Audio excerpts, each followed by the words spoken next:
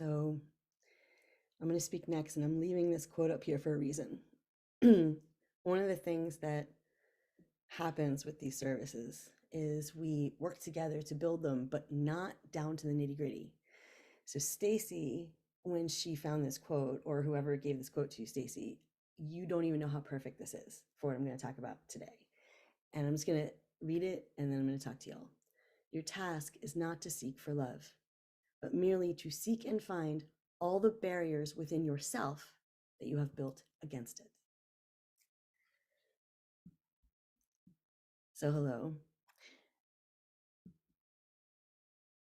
I am Reverend Dr. Eve, last name Hurwitz. I'm also known as Maven Eve on social media. And if you stick around for the kinship, I'll give you all my links because I would love to connect on social media.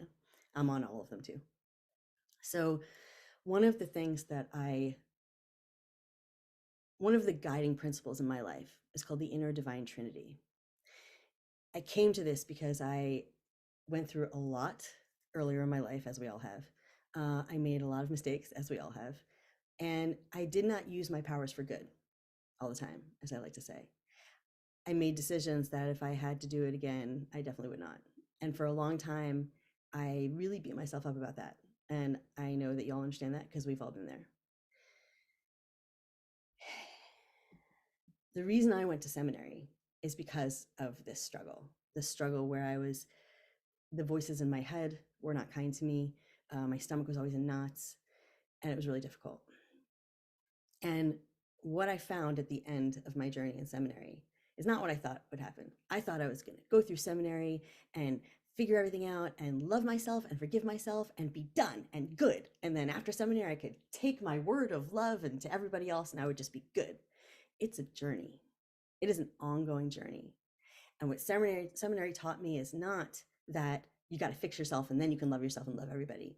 It's that you always have to accept all the parts of yourself, including your shadow self, including your past, including those decisions that have made you who you are today.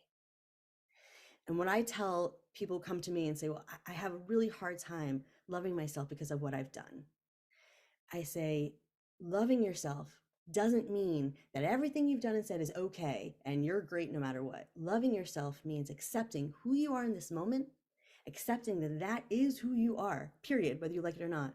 Fully loving all the parts of yourself and moving forward, doing the best you can. Maya Angelou said, you do the best you can until you know better. And then when you know better, you do better.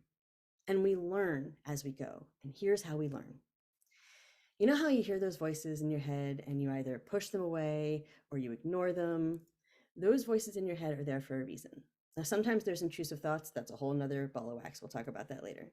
But what I'm talking about is when your heart's talking to you, when your mind is talking to you, when your body is talking to you, when you're looking at something you want to eat and you know you really shouldn't, and your body has a voice in your mind. Your body says, we shouldn't do that.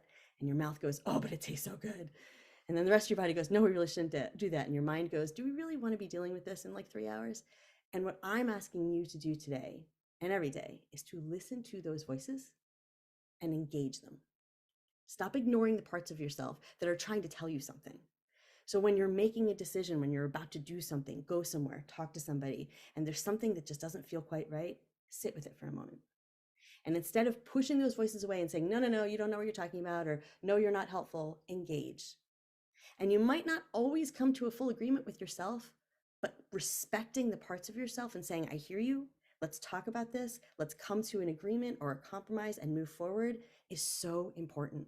Because then when you're dealing with other people, you can appreciate all of the parts of them and all of their perspectives.